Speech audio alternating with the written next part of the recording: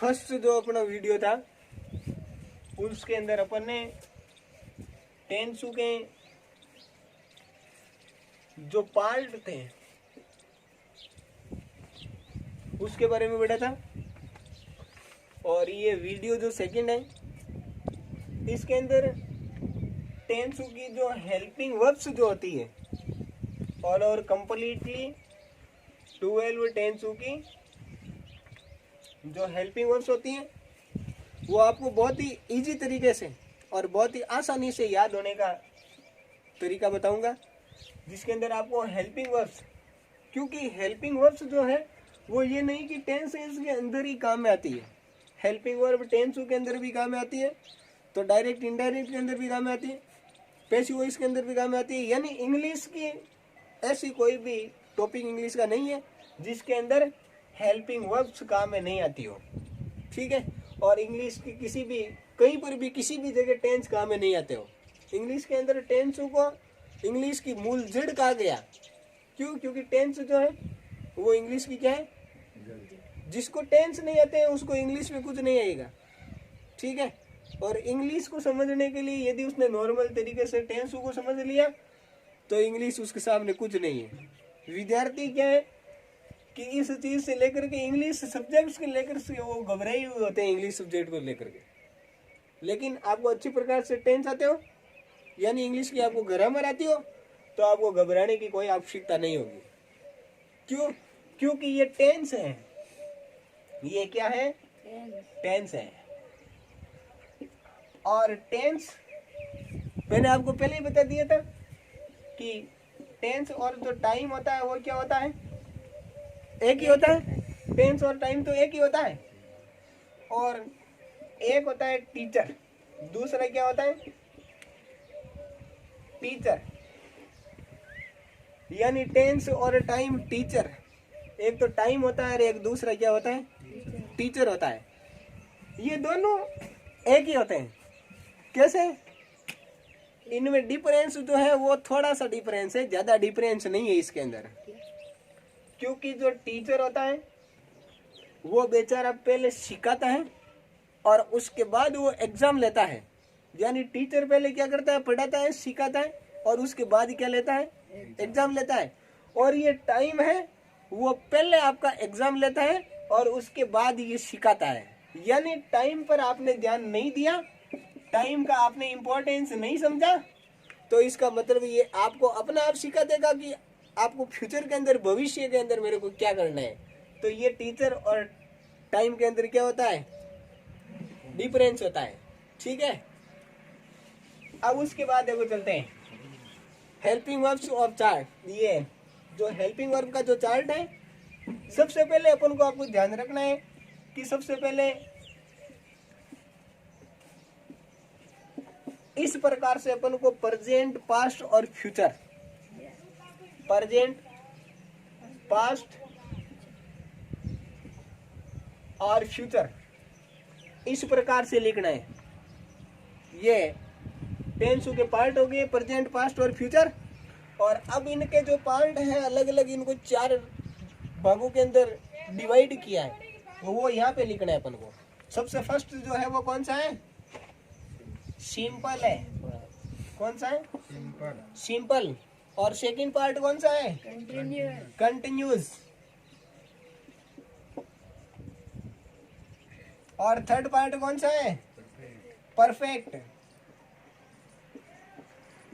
और fourth part? Perfect continuous.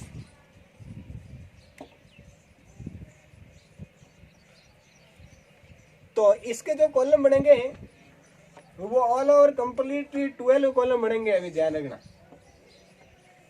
ऐसा नहीं कि आप गिन करके इनको काउंट करके कोई कॉलम बनाए। ये देखो, सबसे पहले अपन को ये सिंपल का हो गया, प्रेजेंट सिंपल, पास्ट सिंपल और फ्यूचर सिंपल, ठीक है। अब उसी प्रकार कंटिन्यूस का और उसके बाद परफेक्ट का और परफेक्ट कंटिन्यूस का। तो अपने पास में पूरे जो टेंस होते हैं वो 12 होते हैं और 12 टेंसों की हेल्पिंग वर्ब को बहुत ही आसानी से इजी तरीके से जानने के लिए, पहचानने के लिए अपन को इस प्रकार का चार्ट बनाना है और इसी प्रकार से याद करना है। यानी हेल्पिंग वर्ब्स को याद कैसे करना है वो भी बहुत इजी तरीके से ध्यान रखना है। सबसे पहले प्रेजेंट जो सिंपल टेंस होता है, प्रेजेंट सिंपल टेंस की जो हेल्पिंग वर्ब होती है वो डू और डज होती है। प्रेजेंट सिंपल टेंस की हेल्पिंग वर्ब क्या होती है? डू और डज। और प्रेजेंट जो कंटिन्यूअस टेंस होता है इसकी हेल्पिंग वर्ब क्या होती है? इज, आर और क्या होती है? एम होती है। प्रेजेंट जो परफेक्ट टेंस है इसकी हेल्पिंग वर्ब हैज और हैव होती है। क्या होती है भाई? हैज और हैव। और प्रेजेंट परफेक्ट जो कंटिन्यूज होता है इसकी हेल्पिंग वर्ब क्या होती है? हैज और हैव प्लस इसके अंदर क्या आता है? बीन आता है। यानी ये जो बीन है वो हैज के साथ में भी आता है और हैव के साथ, दोनों के साथ में क्या लगता है? बीन लगता है। क्या लगता है? बीन। उसके बाद देखो पास्ट टेंस की, पास्ट जो टेंस होता है, पास्ट सिंपल टेंस की हेल्पिंग वर्ब क्या होती है? डिड होती है। क्या होती है? डिड। और पास्ट कंटिन्यूअस जो टेंस होता है इसकी हेल्पिंग वर्ब क्या होती है? वाज और वर होती है। क्या होती है? और पास्ट जो परफेक्ट टेंस है इसकी हेल्पिंग वर्ब हैड होती है। क्या होती है? हैड। और पास्ट परफेक्ट कंटिन्यूअस की क्या होती है? Had been. क्या आएगा इसके अंदर? Had been. ठीक है। क्यों? क्योंकि इसके अंदर प्लस लगाने की आवश्यकता नहीं। क्यों? क्योंकि इसके अंदर तो अपने पास में दो हेल्पिंग वर्ब थी, इसकी हैज और हैव दो थी, और इसके अंदर हैड है तो डायरेक्ट क्या आएगा? हैड बीन आएगा। उसके बाद फ्यूचर जो टेंस है, फ्यूचर टेंस की सिंपल के अंदर जो फ्यूचर सिंपल की जो हेल्पिंग वर्ब होती है वो होती है विल और सेल। विल और क्या होती है? सेल। और फ्यूचर कंटिन्यूस की जो हेल्पिंग वर्ब होती है वो होती है विल अथवा सेल प्लस इसके अंदर क्या लगता है? बी लगता है। यानी विल के साथ में भी क्या आएगा? बी आएगा। और सेल के साथ में भी क्या आएगा? बी आएगा। ठीक है। उसके बाद फ्यूचर जो परफेक्ट टेंस है, फ्यूचर परफेक्ट टेंस की हेल्पिंग वर्ब क्या होती है? विल अथवा सेल प्लस क्या आता है? हैव। यानी इसकी जो हेल्पिंग वर्ब होती है वो विल है और क्या होती है? सेल है। ठीक है। और उसके बाद फ्यूचर परफेक्ट कंटिन्यूअस टेंस की हेल्पिंग वर्ब जो होती है वो होती है विल अथवा सेल प्लस इसके अंदर आता है हैव बीन। यानी इसकी जो हेल्पिंग वर्ब होती है वो क्या होती है? Will shall have been. Will have been और सेल हैव बीन। ठीक है। विल हैव बीन और सेल हैव बीन। अब देखो पूरे अपने पास में टोटल टेंसों 12 टेंसों की हेल्पिंग वर्ब हो गई, लेकिन इनको बहुत ही इजी तरीके से कैसे याद रखना है। ठीक है। क्यों? क्योंकि ये जो हेल्पिंग वर्ब्स है वो टेंसों के अंदर तो काम में आ ही रही है, लेकिन आगे आप इंग्लिश ग्रामर के अंदर कोई भी टॉपिक पढ़ोगे, चाहे आप डायरेक्ट इनडायरेक्ट पढ़ते हो जिसको नरेशन जानते हो, नरेशन, उसके बाद चाहे आप पैसिव वॉइस पढ़ते हो, ठीक है, इंग्लिश ग्रामर का ऐसा कोई टॉपिक नहीं है जो आपको हेल्पिंग वर्ब्स के बिना आएगा। हर एक टॉपिक के अंदर हेल्पिंग वर्ब्स की आवश्यकता होती है। तो सबसे पहले अपन को एग्जाम के अंदर बहुत ही इजी तरीके से और कम टाइम के अंदर हेल्पिंग वर्ब्स का कैसे पता लगाएंगे अपन। क्यों? क्योंकि जो इंग्लिश ग्रामर के अंदर जो वॉइस है और डायरेक्ट इनडायरेक्ट है,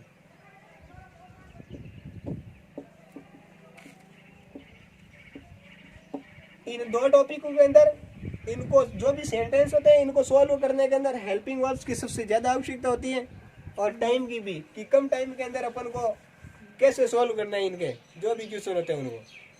तो देखो सबसे पहले आपको प्रेजेंट और पास्ट ये दो टेंस है इनकी हेल्पिंग वर्ब याद करनी है। इस फ्यूचर को अभी छोड़ना है। फ्यूचर टेंस की हेल्पिंग वर्ब से आपको कोई भी ध्यान नहीं देना है। और वो कैसे याद करना है आपको कि प्रेजेंट और ये पास्ट है जैसे, और वैसे ये याद करना है। यानी सिंपल जो है उसकी क्या होगी? डू डज और उसके बाद डिड। अभी दो टेंस पर ही ध्यान देना है, प्रेजेंट और पास्ट पे, इसमें फ्यूचर पे नहीं देना है अपन को। ठीक है ना। तो प्रेजेंट और पास्ट ऐसे याद करना है। ठीक है। और प्रेजेंट जो सिंपल है इसकी हेल्पिंग वर्ब भी होती है, और उसके बाद पास्ट सिंपल की डिड, और प्रेजेंट कंटिन्यूअस की हेल्पिंग वर्ब क्या होती है, Is are am. और पास्ट कंटिन्यूअस की Was. वाज और वर, और प्रेजेंट परफेक्ट की क्या होती है, हैज और Have. और पास्ट परफेक्ट की क्या होती है, Had. हैड, और प्रेजेंट परफेक्ट कंटिन्यूअस की क्या होती है, Have been. हैज बीन और हैव बीन, और पास्ट परफेक्ट कंटिन्यूअस की क्या होती है, Had been. Had been. यानी इन दोनों टेंसों की आपको एक साथ हेल्पिंग वर्ब याद रखनी है। कैसे, देखो एक बार इसको क्या है, हेल्पिंग वर्ब्स को बार बार आप बोलोगे तो ऑटोमेटिक ये बोलने से याद होगी। कैसे याद होगी, बोलने से। ज्यादा से ज्यादा आप बोलोगे तो आपको ये बहुत ही इजी तरीके से याद हो जाएगी। देखो कैसे, do does did, is are am Was. Was were, has have had, has been have been Had been. Had been. ठीक है, अब देखो फ्यूचर टेंस की आप ऐसे याद करोगे, do does did will shall. तो ये क्या है कि डू डज डिड के बाद में विल सेल थोड़ा अटपटा लगता है अपन को। ठीक है, लगता है कि नहीं लगता है, तो इसलिए इन दो को मेरे जैसे बताया था वैसे याद करना है। अब देखो ये बहुत इजी तरीके से ये चार और रह जाएगी अपन को याद। ठीक है, कैसे, सबसे पहले विल सेल, उसके बाद में विल बी और सेल बी, और उसके बाद विल हैव और Shall सेल have. है, और उसके बाद में विल हैव बीन और Shall have been. Shall have been. तो ये इजी प्रकार से अपन को सब टेंसों की हेल्पिंग वर्ब है उसको याद करना है, और वो भी बहुत ही इजी तरीके से है। इजी तरीका मैंने आपको बता दिया कैसे याद करना है।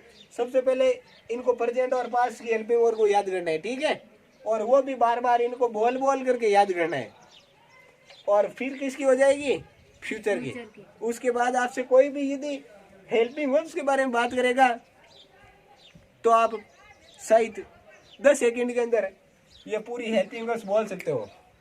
कैसे, do does did, is are am was were, has have had, has been have been had been, और उसके बाद will shall, will be shall be, will have shall have, और will have been shall have been. तो ये easy हुई कि नहीं हुई। उसके बाद में आपसे कोई भी पूछता है तो आप क्या करोगे, बता देंगे. सबसे पहले बोलोगे आप जल्दी जल्दी, बहुत ही जल्दी। कैसे, do does did, is are am was were, has have had, has been have been had been, will shall, will be shall be, will have been और सेल हैव बीन। ठीक है, उसके बाद आसानी से आपको क्या हो जाएगी, ये याद. हेल्पिंग वर्ब बहुत ही इजी तरीके से याद हो जाएगी। ठीक है, तो ये है अपना हेल्पिंग वर्ब का पार्ट। ठीक है, इस प्रकार से आपको क्या करना है, हेल्पिंग वर्ब बहुत ही इजी तरीके से याद